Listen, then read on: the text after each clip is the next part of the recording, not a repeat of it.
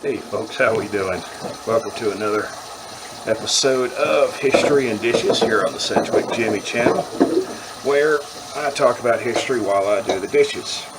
Mostly because, let's face it, science of showering was just too horrifying. So, as you probably noticed, the title of today's episode is France invaded Mexico twice, and all we got was a lousy holiday. Which, I guess we got a little bit more than that, but let's face it, nobody cares about anything about the holiday. And of course, we'll get to that holiday in due time. Now, all this starts off back in the 1830s.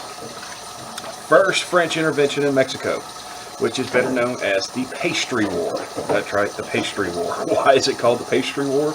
It's called the Pastry War because in the early 1830s, about 1831 or so, if I remember correctly, a French national was a pastry chef that actually owned a bakery. And this bakery was ransacked by a group of Mexican officials. And because of this, which was, by the way, not the first French national to be attacked by Mexican officials or through just actual rebellion, because they just weren't particularly fans of the French nationals. And of course, the Mexican government looked the other way. So the baker said, you know what? No, I'm not okay with this. So I want 60,000 pesos in recompense. Well, the problem with that was his shop at the time was only worth about 1,000 pesos. And the average citizen made about a peso a day. So yeah, 60,000 pesos, that's pretty ridiculous for some damage to a pastry shop. So of course, the Mexican government said no. Well, this didn't sit well, and he complained to the French government, which, in addition to many other complaints to the French government about the exact same thing, the French decided, you know what, we're going to talk to the Mexican government. So the French came in, talked to the president, and told him, hey, you need to stop this. And just to prove you're going to stop this, you also owe the French government 600,000 pesos, which is about $3 million in today's money. So, no, the Mexican government again said, no, yeah, we're not doing that. So, French said, okay, not a problem, we'll handle this. And the French invaded. That's right, they invaded Mexico. They actually sent a force which was able to capture the fort protecting Veracruz. And then they took Veracruz. Now, the problem with that is Veracruz was Mexico's most important port. Without Veracruz, they couldn't really do well when it came to trading. So eventually, the Mexican government said, okay, you know what, fine, we'll do it. We'll pay what you want, we'll do it, you know, blah, blah, blah, that's fine, just leave. So, French were happy, and they went home. And that's the Pastry War. Yes, the Pastry War lasted 4 or 5 months, really no time at all.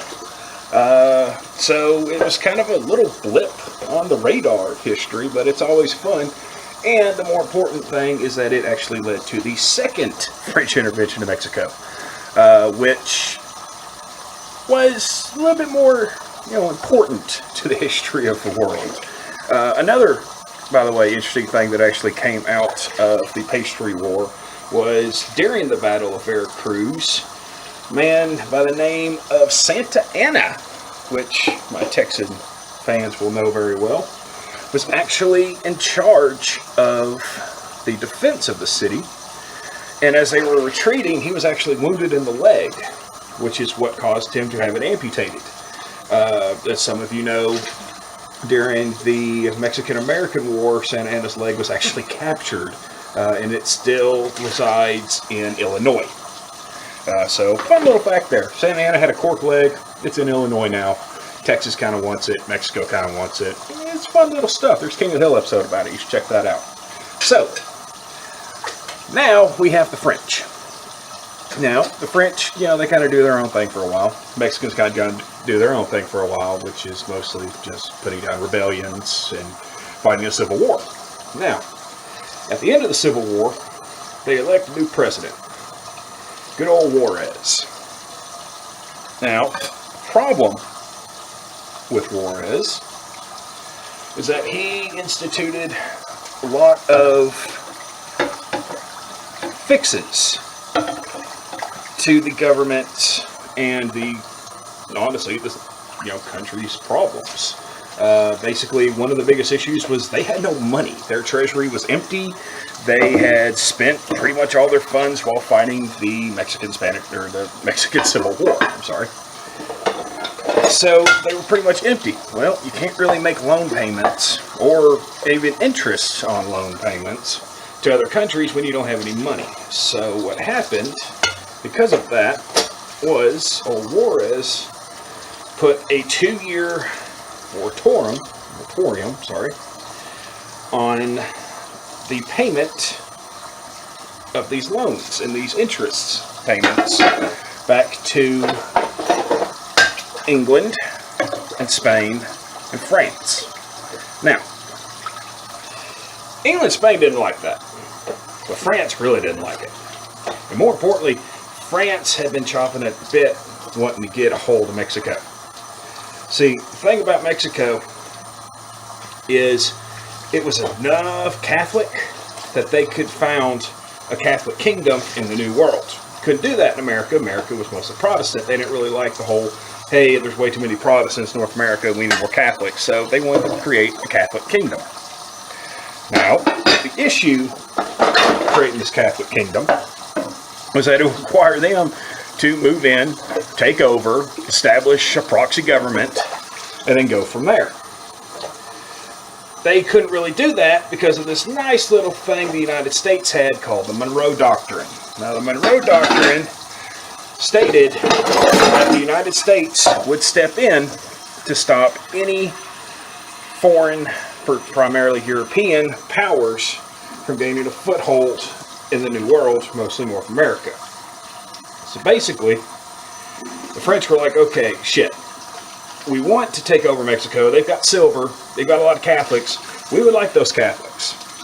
But if we go into Mexico, we're going to have to go to war with America. And we kind of do a lot of trade with America, and we don't really want to go to war with America. So how can we get around this? Well, they go to Spain and England. They have a little summit, and they decide, you know what, if they're not going to pay us this money back, we're going to take the money back. So they decide to go ahead and invade Mexico. And of course, where do they start? Veracruz, because it's the most important port. So, according to the plan that was all set up by them, they take Veracruz and they start taking some other cities. And of course, this whole thing is planned out, like city by city. The whole thing is completely planned out as far as what they're going to do. Well, as they're doing the plan, following the plan, stick to the plan, French reinforcements started to land in other parts of the coast. And this is when the Spanish and English figured out, oh shit, they just want to conquer Mexico. So French and Spanish left. They said, this is what we're here for. We're here to get our money. You're not worried about money. You're just worried about taking over the whole damn country. We're leaving. So they vamoosed. Again, only about 4 to 5 months long with them as part of it. However, the actual second French intervention lasted between 1861 and 1867. Yeah, 6 years. So, the French keep on going. And on May 5th, 1862, day some of you may know rather well, the French attacked Puebla. That's right, Puebla. Not the building, the city of Mexico. And Puebla was actually able to fight the French off. That didn't happen very often. It actually surprised a lot of people. Now, the reason they were able to fight the French off was mostly because, A, the general charge of the French army waited way too late to start the attack. He actually waited. He didn't even start firing his artillery until right before noon. He didn't start actually sending in infantry until afternoon. Problem is, in the afternoon it rains in Mexico. And yeah, raining and gunpowder don't really mix very well. So there was a big issue with the loss of gunpowder. Now this was an issue that was felt on both sides. However, against what the French generals actually told, the Mexican citizens within the city of Puebla were actually not on the French side. They were completely on the side of Mexico. And so they actually ended up helping save the day, because it's not a whole lot that a French army can do when their artillery's out of shells. Their guns don't fire because their gunpowder's gotten wet. And oh hey, look, here comes a bunch of villagers with machetes. So yes, Mexico won the Battle of Puebla.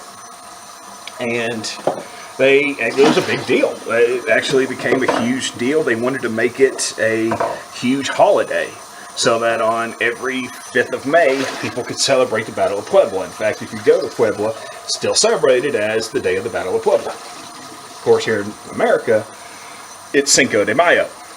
By the way, as you can tell, Cinco de Mayo is not Mexican Independence Day. I've noticed there are about 3 different types of people out there when it comes to Cinco de Mayo. The people that think it's Mexican Independence Day, the people that know it's not Mexican Independence Day, but don't know what day Independence Day is. It's September 16th, by the way.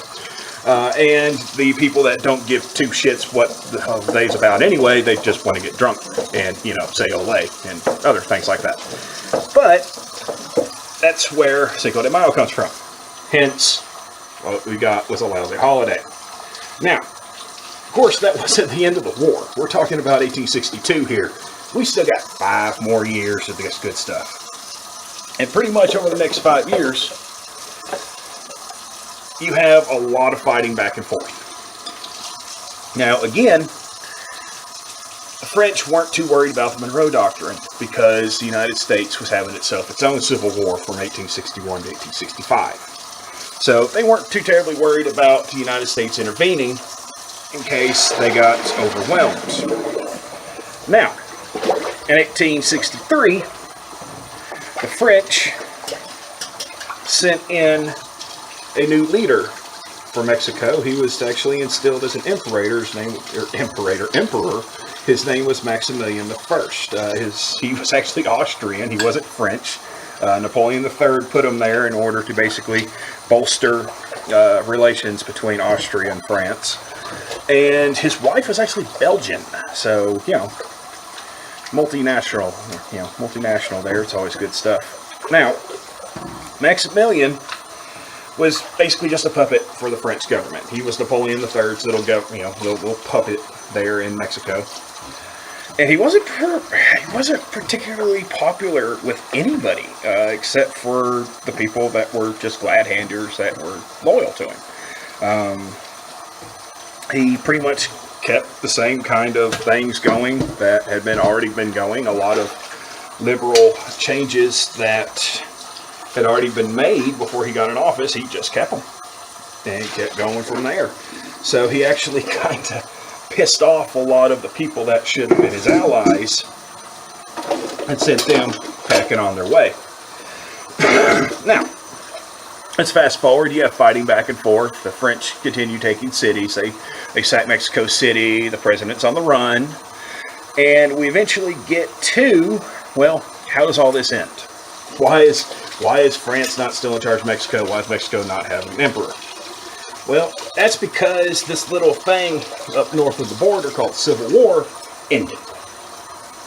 And when the Civil War ended, the country started sending munitions, guns, ammo, supplies to the Mexican nationals in order to help them fight back the French.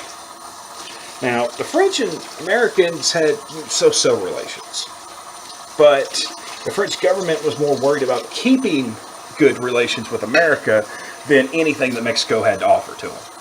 So they decided, hey, America has finally stood up and said, hey, man, Monroe Doctrine, we got to do it. We're going to have to start sending people down there in order to quell this whole thing. And so Napoleon III said, yeah, you know what? I'm not too worried about a Catholic kingdom in the New World anymore. We're going to go ahead and go home. So the French actually completely left. They decided that it wasn't worth having this Catholic kingdom if it hurt their standing with the United States. And so they left. Now, when they left, Maximilian was still in charge. And the thing with Maximilian is it's kind of whenever you become an emperor. If you become an emperor, you don't really want to not be an emperor. So when the French left, Napoleon III told him, "Hey man, you need to come with us." And Napoleon III said, "No, it's okay." I'm sorry, Maximilian I said, "No, it's okay. I'm emperor here. I'll be all right." Except no, he wasn't all right. Because other than the few, like I said, glad-handers that were around him and loyal to him, everybody else hated him.